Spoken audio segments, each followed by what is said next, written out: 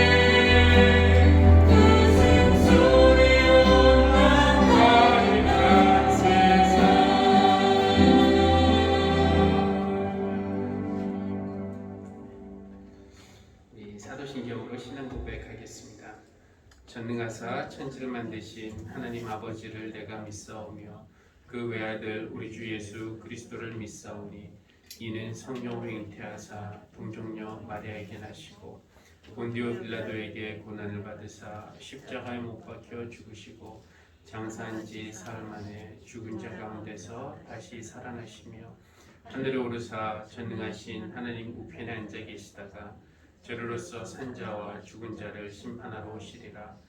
성령을 믿사오며 거룩한 공예와 성도가 서로 교통하는 것과 죄를 사하여 주시는 것과 몸이 다시 사는 것과 영원히 사는 것을 믿사옵나이다. 아멘. 오늘 이곳에서 함께 예배하시고 또 각자 삶의 자리에서 영상을 통해 예배하시는 모든 성도님들을 주님의 이름으로 환영합니다. 참 살다가 이해하기 힘든 그런 상황들 우리가 만나기도 하죠. 교회에 대한 그 규제를 완화하는 취지에서 10% 이내로 대면 예배를 허용을 했는데 그것이 우리 교회는 오히려 예배 인원이 20명에서 10명으로 줄어드는 그런 결과를 낳게 되었습니다. 그래서 오늘 이곳에 10분 정도만 계시고 또 다른 교우들은 아마 가정에서 이렇게 온라인으로 예배를 드리시게 되는데 지금 각자의 자리에서 예배하시는 그 성도님들의 얼굴도 곧 뵙기를 원합니다. 이 얼굴 하니까 생각나는 그 시 한 대목이 있는데 함석헌 선생님의 얼굴이라는 그런 시의 한 대목은 그 얼굴만 보면은 세상을 잊고 그 얼굴만 보면 나를 잊고 시간이 오는지 가는지 잊고 밥을 먹었는지 아니 먹었는지 모르는 얼굴 이런 표현이 있습니다. 여러분에게도 그렇게 반갑고 기쁜 그런 사람의 얼굴이 있습니까? 이 구약에 보면은 제사장들이 예배 오는 사람들을 축복할 때 이런 말로 복을 빌어 주었어요. 주님께서 당신들을 밝은 얼굴로 대해 주시기를 빕니다. 이런 말로 했는데 오늘 여러분이 그 주님의 어떤 화나거나 심각한 그런 얼굴이 아니라 여러분 향해서 환히 웃는 그 밝은 얼굴 뵙고 싶어서 이 자리에 오신 줄 믿습니다. 오늘 예배를 통해서 여러분이 하나님의 밝은 얼굴 뵙기를 바라고 또 하나님의 그 얼굴이 우리의 모든 근심과 아픔을 잊게 해줄 뿐만 아니라 사라지게 해주기를 바라는 그런 기대하는 마음으로 여러분 모두를 예배로 초대합니다. 우리 다 함께 자리에서 일어나서 찬송가 302장 함께 찬양하겠습니다.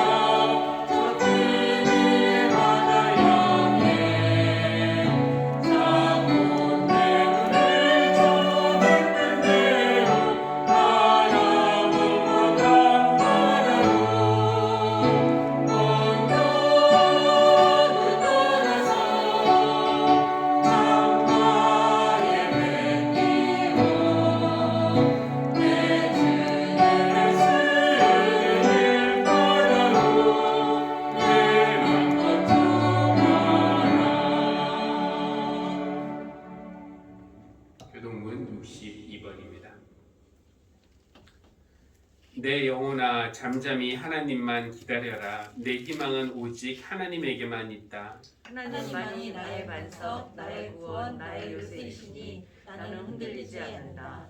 내 구원과 영광이 하나님께 있다. 내 하나님은 견고한 바위이시요 나의 피난처이시다. 하나님만이 우리의 피난처이시니 백성아 언제든지 그만을 의지하고 그에게 너의 속마음을 털어놓아라.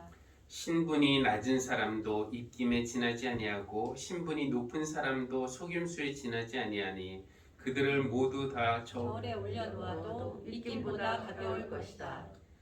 억압하는 힘을 의지하지 말고 빼앗아서 무엇을 얻으려는 헛된 희망을 믿지 말며 재물이 늘어나더라도 거기에 마음을 두지 말아라. 하나님께서 한 가지를 말씀하셨을 때에 나는 두 가지를 배웠다. 권세는 하나님의 것이요 한결같은 사람도 주님의 것이라는 사실을 주님께서는 각 사람에게 그가 행한 대로 갚아주십니다. 아멘.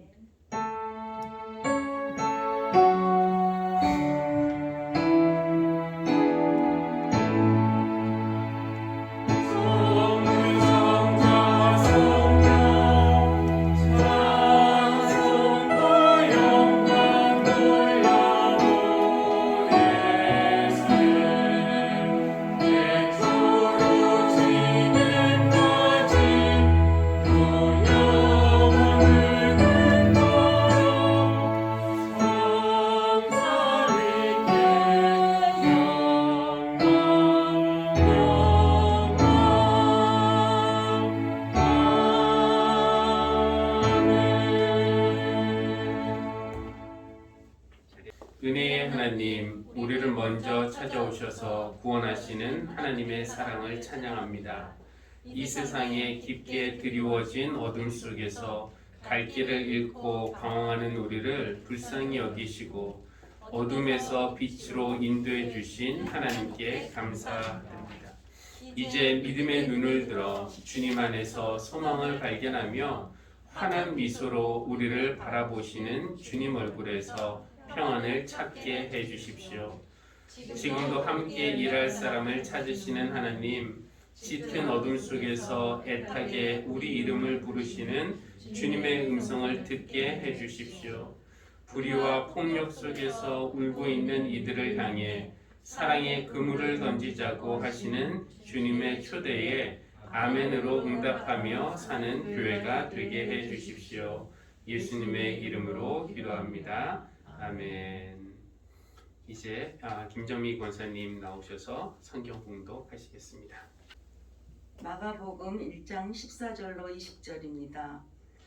요한이 잡힌 뒤에 예수께서 갈릴리에 오셔서 하나님의 복음을 선포하셨다. 때가 찼다. 하나님의 나라가 가까이 왔다. 회개하여라. 복음을 믿어라.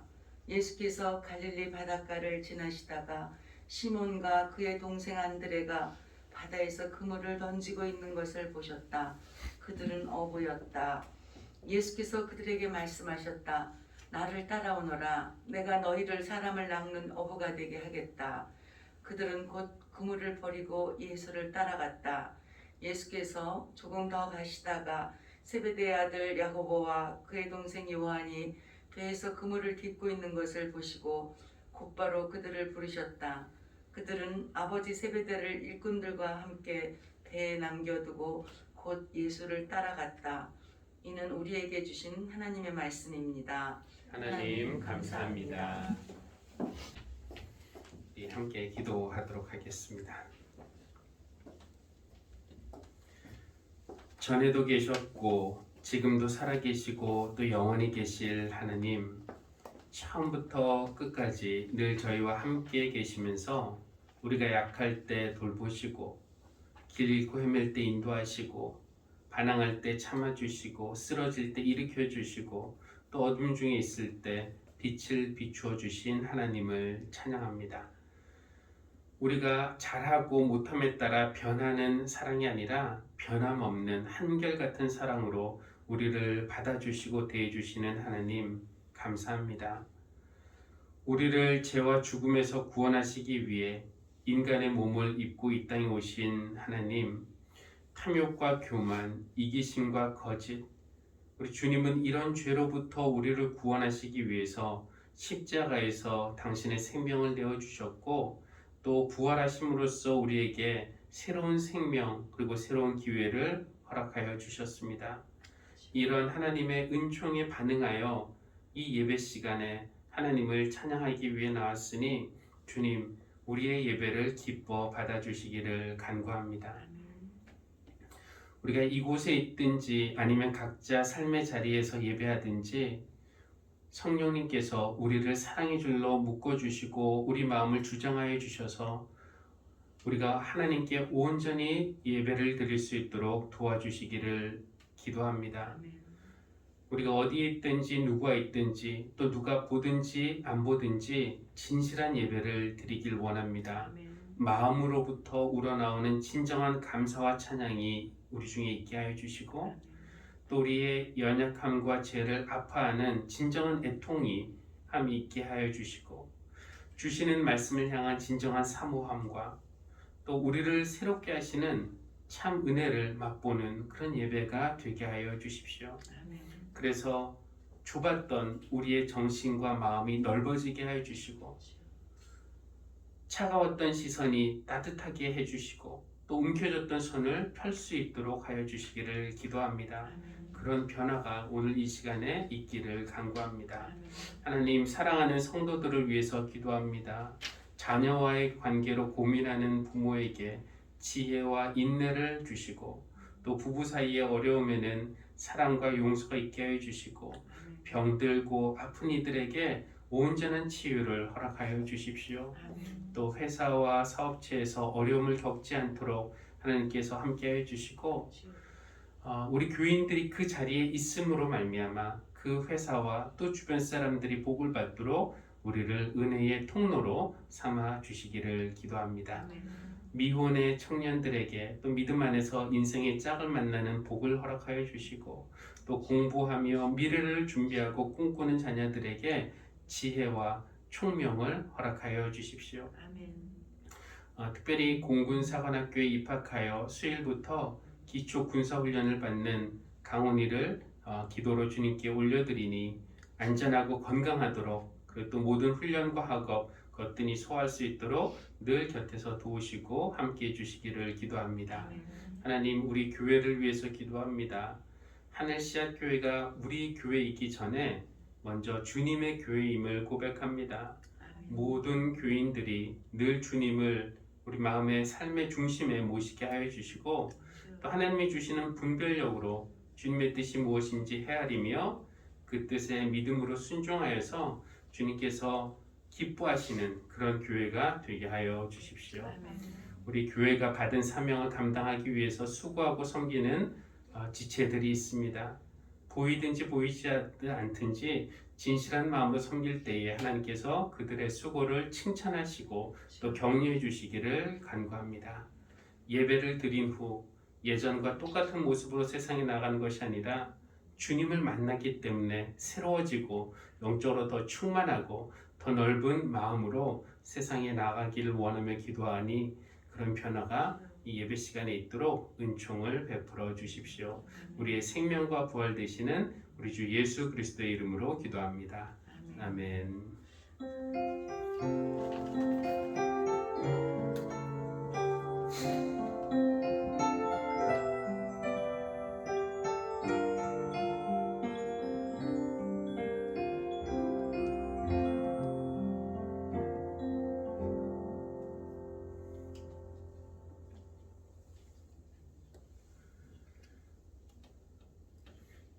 우리 중에 기독교인으로 태어난 사람은 없습니다.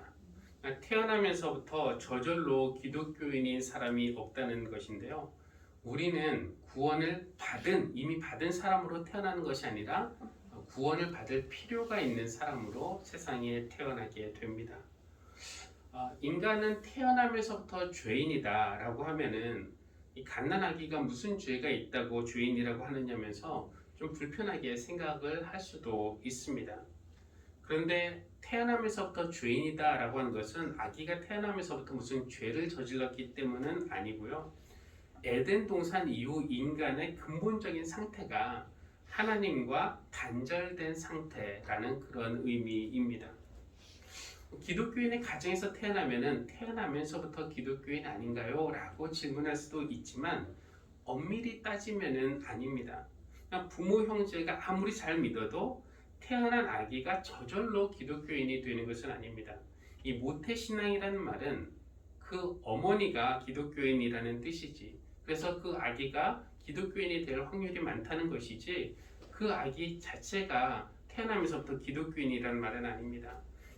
내가 기독교 가정에서 태어났다 이런 것은 말이 되지만 내가 기독교인으로 태어났다는 것은 따지면은 정확하지는 않습니다. 그 아기가 부모의 신앙의 유산으로 유아 세례를 받기 전까지 혹은 나중에 커서 스스로 예수를 나의 구주로 영접하고 고백하기 전까지 아직은 기독교인은 아닙니다. 그러니까 그리스도인이 되기 위해서는 세례를 받아야 되고요. 세례를 받기 위해서는 신앙의 고백이 있어서 예수님을 나의 구주로 영접을 해야 되고 영접하기 전에는 응답을 해야 되고요. 그 응답을 하기 위해서는 하나님의 부르심이 있어야 되는 것입니다.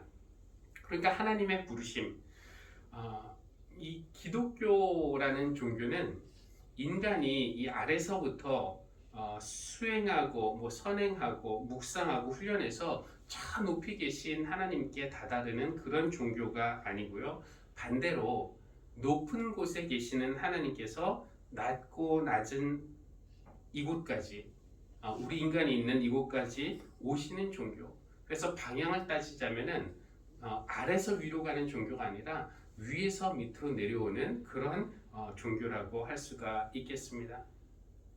그래서 우리가 하나님을 불러서 하나님을 찾는 것이 아니라 그것보다 먼저 하나님이 우리를 찾으시고 우리를 불러주시는 것입니다. 그리고 그 부르심에 응답하는 사람들을 우리는 기독교인이라고 말할 수 있을 것입니다. 우리 하나님에게 여러 가지 특징이 있지만 그 중에서 중요한 특징이 바로 부르신다라는 것입니다. 우리 하나님은 부르시는 하나님이세요. 그래서 하나님은 아브라함을 부르셨고 모세를 부르셨습니다. 기드온과 같은 사사들을 부르셨고 사무엘, 이사야, 예레미야 같은 예언자들을 부르셨습니다. 성경은 이렇게 부름받은 사람들의 이야기로 가득합니다. 예수님도 사람을 부르셨어요. 베드로와 안드레를 부르셨고 야고보와 요한을 부르셨고 또 마태와 삭개오도 부르셨고 바나바와 바울도 부르셨습니다. 모든 기독교인들은 하나님의 부르심에 응답한 사람들입니다. 하나님은 여러분을 부르셨습니까? 서울대학교에서 국제경제를 전공한 어떤 학생이 있었습니다. 공부는 잘했지만 이 고등학교 시절에 우울증이 찾아왔어요. 그래서 그는 대학 시절을 포함해서 20대, 30대를 너무나 힘들게 보냈습니다. 이 우울증을 해결하기 위해서 싸워보기도 하고 그리고 더 공부하기도 하고 전문가의 도움을 받기도 했는데 쉽지만은 않았습니다. 그러던 어느 날 이분이 신학을 공부하게 되었습니다. 특별히 목사가 되야겠다 이런 생각이 강했던 건 아니었는데 한번 신학을 하면서 조금 더 하나님을 알아가고 싶었던 것입니다. 보통은 이제 3년 하면은 대학원 과정을 마치는데 이분은 10년 만에 신학교를 졸업하고 이제 목사 안수를 받게 되었습니다. 그래서 어느 교회에 이제 부목사로 들어가게 됐는데 이 목회의 길이 쉽지가 않죠. 전통적인 그런 교회라는 제도와 조직 안에서 목사의 역할을 한다는 것은 아직 우울증을 완전히 극복하지 못한 이분에게는 너무나 버거운 일이었습니다. 그래서 교회를 그만두고 또 목회에서도 손을 뗐습니다. 그러던 어느 날 지인의 부탁으로 우울증을 앓고 있던 그분의 이제 아들이죠. 이제 그 아들을 만나게 되었고 그 학생과 일주일에 한 번 혹은 두 번씩 그렇게 한 해, 두 해를 보내게 되었습니다. 그러면서 그동안 자기가 겪었던 그 우울증의 경험 그리고 자기가 공부했던 것을 바탕으로 이 학생에게 상담을 했습니다. 상담뿐만 아니라 이 학생이 병원에 갈 때 같이 동행해서 의사도 같이 만나고 또 같이 뭐 탁구나 산책 같은 운동도 하고 몇 년 전까지만 해도 이 학생이 죽고 싶다고 했던 그 학생인데 그 학생의 상담가이자 또 좋은 친구가 되어준 것입니다. 그렇게 만난 청소년이 처음에 1명, 그 다음에 2명, 그 다음에 한 3-4명 이 학생들과 주일에 모여서 예배를 드렸고 그것이 곧 아주 작은 그런 교회가 만들어지게 된 것입니다. 그러던 중에 이 목사님이 하나님의 음성을 들었습니다. 남 목사야. 이 청소년들을 보렴.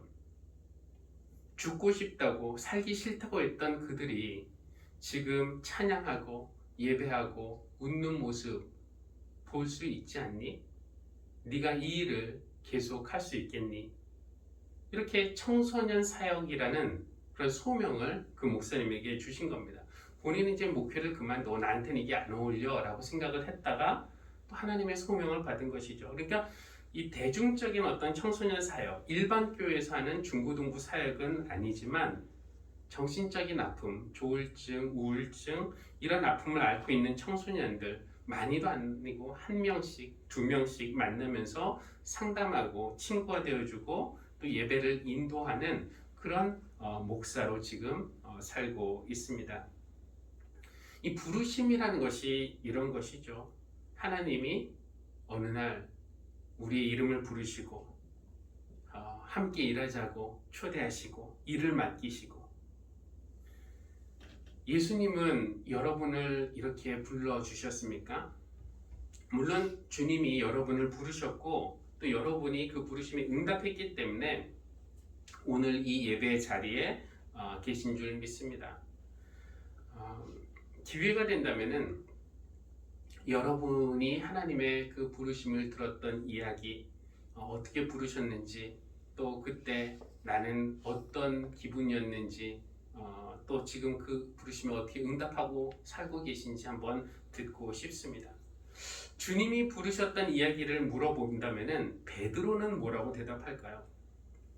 우리나라 찬송가에는 없지만 아까 우리가 불렀던 주 호숫가에 오셔서 라는 그 찬송 가사가 이렇죠. 주 호숫가에 오셔서 내게 오라 날 부르시네. 겸손히 주를 따르라 하네. 오 주 나를 바라보시고 다정하게 날 부르셨네. 이제 나의 배를 뒤에 남기고 주님의 바다 향하리라. 2절에서는 그 내 작은 고깃배 안에 이 세상이 요구하는 어떤 돈, 무기, 싸울 수 있는 그런 건 나에게 없지만 그물 그리고 수고 이런 거 있는 거 아시고 나를 부르셨다라는 그런 내용이 있습니다. 그러니까 이런 가사를 보면은 베드로의 입에서 나올 만한 그런 찬양 가사이죠. 베드로에게 어떻게 주님을 만났습니까? 물어보면은 주님이 호숫가에 오셨습니다. 저를 바라보시고 다정하게 웃으시면서 말씀하셨습니다. 베드로야, 나를 따라오너라.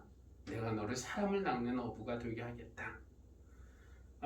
짧은 이야기이지만 그의 삶을 180도 바꿔놓은 그런 강력한 사건 이야기입니다.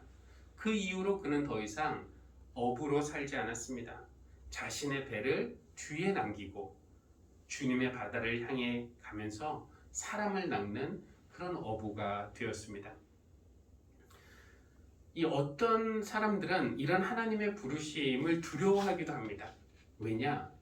하나님의 부르심이라는 것은 나의 배를 뒤에 남기고 알지 못하는 보장되지 않은 주님의 바다를 향해 가는 것을 포함하고 있기 때문에 그렇습니다. 그런 이야기들 우리가 수없이 들을 수 있습니다. 하나님은 최고의 엘리트 코스를 밟은 장래가 충망한 아니 보장된 어떤 젊은이를 어느 날 부르셔서 그를 가장 가난한 아프리카의 어느 나라에 가서 봉사하도록 그렇게 보내기도 하십니다. 그러면은 그 청년은 보장된 성공이라는 나의 배를 뒤에 남겨놓고 주님의 바다를 향해서 가는 것이죠. 편안하고 안정적으로 사는 중년 부인을 하나님은 부르셔서 재산의 상당 부분을 미혼모를 위한 시설에 기부하게 할 뿐만 아니라 그 젊은 엄마들과 아기들 함께 살면서 돌보는 그런 일을 시키기도 하십니다. 그 부인은 안정, 일하는 자기의 배를 뒤로 하고 보장되지 않은 주님의 바다를 향해서 갔습니다. 그냥 주님이 우리에게 말을 걸으시면서 부르시면은 우리가 그 부르심에 귀를 막고 싶고 또 응답하지 않고 반대 방향으로 도망하더라도 그 부르심을 결국 이길 수 없다라는 그런 생각 때문에 그것 때문에 우리는 어떤 면에서는 하나님이 우리를 부르실까봐 겁을 내기도 합니다.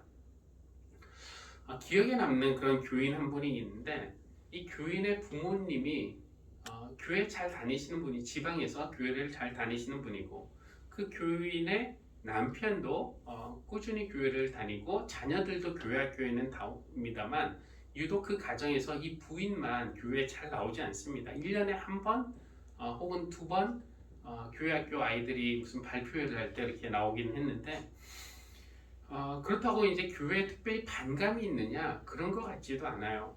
근데 이제 교회에 잘 나오지 않으시니까 무슨 누군가 관계에서 어려움이 있나 싶어서 어떤 어려움이 있으신가 한번 여쭈었더니 그분의 대답이 교회를 다니고 믿음이 자라면은 예수님이 저에게 말을 걸어 오실까봐 겁이 납니다. 그분이 저에게 다가오시고 말을 거시면은 지금 내가 누리고 있는 이런 편안함, 내가 지금 즐기는 취미, 지금의 생활 방식 중 대부분을 포기해야 할 것 같아서 아니면은 혹시 하나님이 나를 훈련시킨다고 고난을 주신다던가 멀리 선교사로 가라고 하신다던가 지나친 헌신을 요구할까봐 겁이 납니다. 이런 말을 하더라고요. 저는 그분의 대답이 솔직하다고 생각했습니다. 예수님이 부르시면은 피해 달아나기가 어렵습니다. 유나처럼 달아났다가도 또 결국은 붙잡혀 돌아오게 되죠. 마치 그 그물에 걸려서 꼼짝달싹 못하는 물고기처럼 되기 때문에 우리는 하나님의 부르심을 두려워하기도 합니다. 그런데 우리는 한편으로는 하나님의 부르심을 두려워하면서도 다른 한편으로는 그 부르심을 간절히 원하고 있기도 합니다. 누군가가 나를 불러준다는 것, 이것은 우리의 내면 깊숙한 곳에 있는 인간의 기본적인 그런 욕구이자 갈망입니다. 이 많은 이들이 나의 이름이 불릴까봐 두렵다라고 말은 하지만 사실 인간이 가지는 더 큰 두려움은 무엇인가? 이 세상에서 아무도 나를 불러주지 않는다는 것. 내 이름을 불러줄 만큼 나에게 관심을 갖고 있고 나를 인정하고 나를 믿고 나에게 기대하는 이가 없다? 그것이 우리가 갖는 더 큰 두려움이죠. 그래서 우리는 부름받기를 한편으로 원하는데 문제는 하나님이 우리를 부르신 이후에가 문제인데요. 하나님이 우리를 부르셔서 어디로 데리고 가실지 또 어떤 일을 시키실지 우리가 모른다는 것. 우리가 가고 싶지 않은 곳으로 데리고 가실 수도 있고요. 우리가 포기하고 싶지 않은 것을 포기해야만 갈 수 있는 그런 경우도 있기 때문에 그렇습니다. 아까 그 찬송가 가사에서 다정하게 나를 바라보시고 나를 부르시는, 내 이름을 부르시는 그런 분이라고 했지만 저도 이 찬양을 제가 좋아하는 이유가 저도 그런 주님을 경험을 했기 때문에 그렇습니다. 저에게 어느 날 오셔서 제 이름을 다정하게 부르시는, 그런데 부르시는 것은 다정하고 저를 받아주시는 것은 따뜻하지만 막상 그 이후가 문제인데요. 부르심의 내용이 무엇인가? 성경에 보면 하나님이 아브라함을 부르셨어요. 아브라함아, 아마 다정하게 부르셨을 것 같아요. 그러면서 하시는 말씀이 무엇입니까? 떠나라. 너의 친척, 고향, 아버지 집을 떠나서 내가 너에게 보여줄 땅으로 가라. 이 다 늙은 나이에 고향, 나의 울타리가 되어주는 이 고향이라는 나의 배를 뒤로 하고 알지 못하는 미지의 세계로 간다는 것이 어디 쉬운 일입니까? 모세를 부르실 때도 그랬어요. 호렙산에서 그 불타는 떨기나무에서 모세야, 모세야. 그 음성은 부드러웠겠지만 그 이후에가 문제입니다. 이제 내가 너를 바로에게 보낸다. 가서 내 백성을 놓아달라고 하여라. 지금 바로에게서 도망쳐서 숨어 살고 있는데 그 바로에게 돌아가서 그런 말도 안 되는 요구를 하라니 이게 어떻게 쉬운 일이겠습니까? 그 사무엘, 어린 사무엘을 하나님이 부르셨어요. 자고 있는데 사무엘아 사무엘아.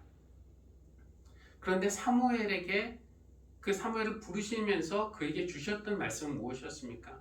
사무엘이 섬기고 있던 엘리 제사장의 집에 내리실 하나님의 심판에 대한 그런 내용이었습니다. 그러니까 사무엘이 그것을 엘리 제사장에게 하나님의 말씀을 전한다는 것은 그건 여간 어려운 일이 아닐 수 없었습니다. 그러니까 부르심을 받은 사람들, 뭐 이사야도 그렇고 예레미야도 그렇고 이런 사람들의 삶이 평탄하지만은 않다. 세상적인 기준을 보면은 평탄하지만은 않다는 것을 볼 때 우리가 그 부르심을 두려워하는 것은 지극히 정상적입니다만, 아까 말씀드렸듯이 우리 안에는 하나님의 부르심, 그 크신 분의 부르심을 받고 싶은 그런 강한 열망도 있다는 것입니다. 우리 영혼이 진정으로 만족할 때가 언제입니까? 아무도 내게 간섭하지 않고 그래서 내가 편안하게 사는 것, 나만의 바다에서 나만의 세계에서 내가 방해받지 않고 하고 싶은 일들 하면서 살 때 우리 영혼이 만족합니까? 아니면은 나를 창조해 주신 분이 나를 주목하여 보시고 나를 부르시고 나를 믿고 나에게 기대하시고 그분의 일을 맡겨 주실 때입니까? 우리 영혼이 진정으로 만족할 때는 우리가 부름받은 그 일을 감당하면서 그 일의 열매를 볼 때입니다. 그럴 때 우리가 참 보람과 그런 만족을 느낄 수가 있습니다. 오늘 마가복음 말씀에서 예수님은 4명의 어부들을 부르시는데요. 먼저는 시몬과 안드레를 만나서 그들에게 나를 따라오너라, 내가 너희를 사람을 낚는 어부가 되게 하겠다. 생각해 보면은 아니 지금 하고 있는 이 어부의 일을 그만두고 당신을 따르라고요? 조금은 좀 황당하게 들릴 수 있는 말이지만 베드로와 안드레 형제는 그 부르심에 즉각적으로 응답했습니다. 곧 그물을 버리고 예수를 따라갔습니다. 이 마가가 곧이라는 그 부사를 자주 사용을 하는데 여기서 이 곧이라고 곧 그물을 버리고 예수를 따라갔다. 그러니까 베드로와 안드레 형제가 고민했다거나 지체했다거나 서성였다, 머뭇거렸다는 그런 흔적은 없습니다. 조금 후에 야고보와 요한 형제도 만나셨어요. 그들도 그때 아버지와 또 일꾼들과 함께 배에서 그물을 깃고 있었습니다. 예수님이 그들도 부르셨어요. 야고보야, 요한아, 나를 따라와라. 놀랍게도 그들도 즉각적으로 응답을 했습니다. 아버지와 일꾼들을 배에 남겨두고 곧 주님을 따라갔다. 역시 고민하지 않았고 지체하지 않았고 머뭇거리지 않았습니다. 생각해보면 참 낯선 장면이에요. 우리 같으면 어떻게 하겠습니까? 뭐 청소년들은 누가 가자 그러면은 즉각적으로 이렇게 가는 그런 무모함, 담대함이 있을 수 있지만 어른은 조금 더 신중해야 되지 않겠나 라는 생각 우리가 하죠. 누구신지, 뭐 어디로 가시는지, 무슨 일을 하는지, 그 일이 안전한지, 뭐 이것저것 보장은 되는지 차근차근 알아봐야 할 것 같은데 마가는 곧이라는 말로 그들이 곧 그물을 버리고 곧 예수를 따라갔다라는 그 말로 이 제자들의 반응이 얼마나 즉각적이었는지를 우리에게 보여주고 있습니다. 그런데 이것은 베드로와 안드레, 야고보와 요한에게 그들에게 무슨 대단한 결단력이 있어서 그렇게 한 것이 아니라 바로 주님 안에 그리고 그분의 말씀 안에 거부할 수 없는 힘이 있었기 때문에 그렇습니다. 예수님의 부르심에는 우리의 이름을 부르시며 가자라고 하실 때 그 말씀 안에는 우리가 거부할 수 없는 그런 힘이 있고요. 뿐만 아니라 그 부르심대로 끝까지 살아갈 수 있도록 하시는 은혜가 있고 또 우리가 그런 삶을 살아갈 때 끝까지 함께 하시는 하나님의 사랑이 그 안에 포함되어 있습니다. 그래서 베드로를 보면은 그가 그때는 그물을 버리고 곧 예수님을 따라갔지만 중간에 3년 후에 또 모든 것을 다시 버리고 옛생활로 돌아간 적도 있었습니다. 주님이 돌아가신 후에 나는 고기나 잡으러 가겠소. 이렇게 사람을 낚는 어부로 부르셨는데 그 길을 중간에 포기하고 옛생활로 돌아가려고 했던 적이 있었죠. 그러나 주님은 그때도 포기하지 않으셨습니다. 부활하신 주님이 베드로를 다시 찾아오셨어요. 처음처럼 그때도 호숫가로 찾아가셨습니다. 그리고 3년 전에 그러셨던 것처럼 이번에도 그의 얼굴을 아마 다정하게 바라보시면서 웃으시면서 그의 이름을 부르셨을 겁니다. 베드로야. 그리고 물으셨겠죠. 네가 나를 사랑하느냐? 예수님은 한 번 부르신 베드로를 끝까지 놓지 않으시고 결국은 그가 사람을 낚는, 그래서 생명을 살리는 그런 사람으로 살아갈 수 있도록 인도하시고야 말았다는 것입니다. 예수님이 우리를 부르시는 데는 이유가 있습니다. 예수님이 하시는 그 일이 사람을 낚아서 살리는 일인데 우리와 함께 그 일을 하고 싶으시기 때문에 그렇습니다. 이 사람을 낚는 어부라고 하면은 특별히 그 말이 기분 나쁘게 들리진 않지만 사실 우리는 낚인다라는 말은 그렇게 좋아하지는 않습니다. 그렇죠? 우리가 낚이는 거 별로 안 좋아하죠. 미끼를 물어서 낚이는 것, 어부가 던진 그물에 걸리는 것. 그래서 그 물고기의 입장에서 생각해 보면은 꼼짝달싹 못하고 그물에 걸리는 것, 이런 거 우리가 좋아하지 않을지 모르지만 우리 주님이 하시는 일이 바로 그런 일입니다. 우리가 우리만의 바다, 편안하고 안전한 삶, 위험하지 않고 방해받지 않는 삶, 이기적인 그런 삶의 바다에 살고 있을 때 예수님은 사랑의 그물을 던지셨고 우리는 그 그물에 걸렸습니다. 낚인 것입니다.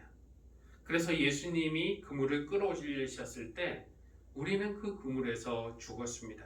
근데 물고기에게는 그것이 끝이지만 예수님에게 잡힌 우리는 그것이 끝이 아니라 새로운 시작입니다. 우리가 옛삶에 대해서는 죽었지만 예수님 안에서 우리가 거듭나게 되고 부활하게 되고 또 영생을 약속받습니다. 그러니까 어떻게 보면 우리가 낚이는 거 싫어한다고 하지만 예수님에게 낚이는 것이야말로 우리가 살 수 있는 유일한 길이라고 할 수가 있겠습니다. 이제는 우리가 그물을 던질 차례입니다. 아직도 바닷속에는 많은 물고기들이 있습니다. 그 바다를 향해서, 즉 이 세상을 향해서 사랑의 그물, 구원의 그물을 던질 사람이 필요합니다. 예수님이 이 일을 위해서 사람들을 부르시는 것입니다.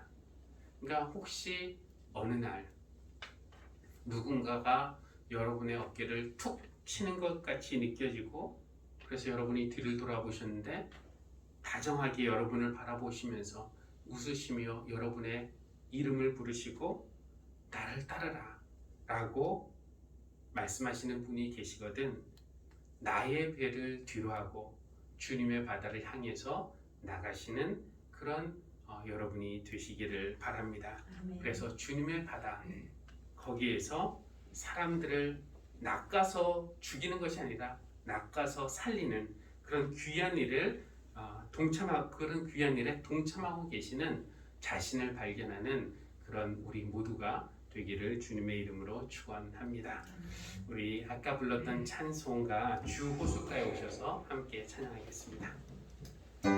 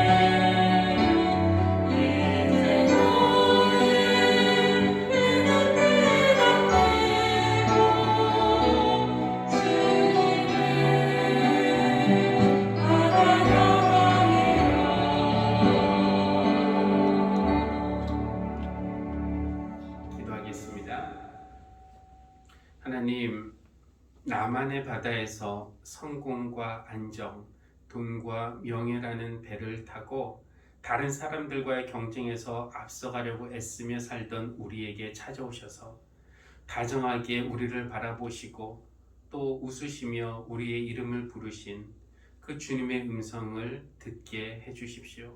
그리고 그 부르심에 응답하게 하여 주십시오. 그 부르심에 응답하는 것이 지금까지 내가 탔던 배에서 내려 주님의 배에 올라타서 새로운 바다를 향해 나가는 것이기 때문에 두렵고 불안할 수도 있지만 주님의 바다에서 사랑의 그물을 던지고 생명을 살리는 것이 우리가 살아가야 할 참 이유이며 또 우리에게 보람과 행복을 줄 수 있는 길임을 믿게 해주십시오. 주님의 바다를 향해 함께 나아가는 교회가 되기를 원합니다.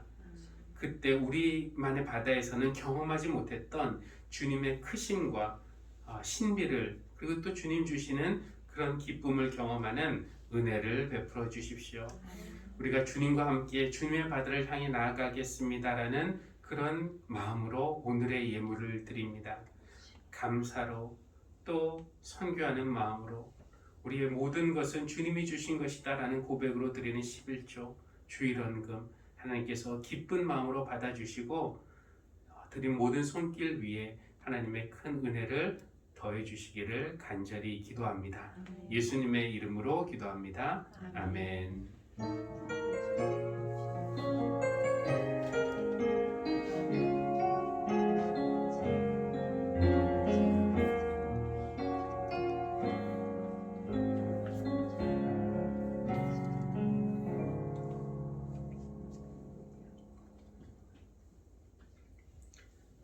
우리가 지금 교회력으로 주현절기를 지나가고 있습니다. 주현절기 주현 후 세 번째 주일인데 올해 주현절기는 2월 16일까지이고요. 2월 17일이 제의수일 해서 사순절이 시작이 됩니다. 주현절기의 키워드는 설명을 예전에도 드렸듯이 성장인데 여러분 특별히 수요 저녁 예배 그리고 또 새벽 기도에 우리가 이제 새벽 기도에 못 오시는 분들도 그 교회 카톡방에 나누는 그런 말씀을 통해서 말씀으로 하루를 시작하시고 또 기도 제목 나누는 그런 것을 통해서 서로 위해서 기도하면서 그렇게 말씀 안에서 또 성도의 교제 안에서 하루하루 살아가시기를 바라겠습니다. 기부금 영수증 필요하신 분들 교회에 신청해 주시기 바라고 금주 수요일 1월 27일인데 원래 불가리아 선교사님 모시고 먼저 하려고 했는데 지금 예배 인원이 제한이 돼서 2월 달로 연기를 했고 1월 27일 이번 수요일부터는 성서의 이해라는 그런 주제로 좀 말씀을 나누도록 하겠습니다. 수요일은 이제 영상 실시간으로 함께 보내는데 이제 이곳에 못 오시는 분들도 수요일 예배 함께 동참해 주셔서 성서를 좀 새롭게 이해할 수 있고 기본을 다질 수 있는 그런 시간이 되기를 바랍니다. 그리고 임강훈 성도가 공군사관학교에 입학해서 그냥 학교를 가는 게 아니라 좀 군대 가는 그런 느낌이어서 이렇게 1월 27일부터 또 군사훈련을 기초 군사훈련을 받습니다. 잘 감당할 수 있도록 여러분 격려해 주시고 기도 응원해 주시기를 바라겠습니다. 예배 후에 또 인사 나누시면 되겠습니다. 우리 자리에서 일어나서 찬송가 620장 1절 부른 후에 기도로 마치겠습니다.